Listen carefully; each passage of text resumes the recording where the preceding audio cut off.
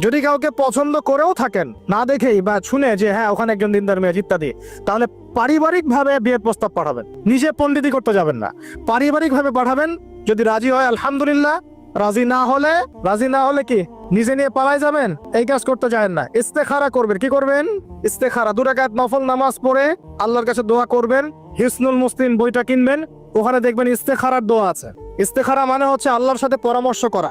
আল্লাহ, আমি এই কাজটা করতে চাচ্ছি, যদি কাজটা আমার জন্য ভালো হয়, আমার দুনিয়া আখিরাতের জন্য ভালো হয়, আল্লাহ কাজটাকে তুমি সহজ করে দাও, আল্লাহ কাজটার মধ্যে বরকত দান করে দাও। আর যদি এই কাজটা দুনিয়া আখিরাতের জন্য খারাপ হয়, আল্লাহ তুমি কাজটাকে সরায় দাও, আমাকেও কাজটা থেকে সরায় দাও। এটা হচ্ছে ইস্তেখারা। এই দোয়া বেশি বেশি করলে ইনশাআল্লাহ আল্লাহর পক্ষ থেকেই ফয়সালা হবে। আর এই জায়গায় বেশি ব্যতিব্যস্ত হবেন না। অনেক সময় কিন্তু ফ্যান্টাসিতে ভুগি আমরা, অস্থির হয়ে যাই। অস্থির হলেই ডিসিশন নিতে ভুল হবে, স্থির থাকতে হবে।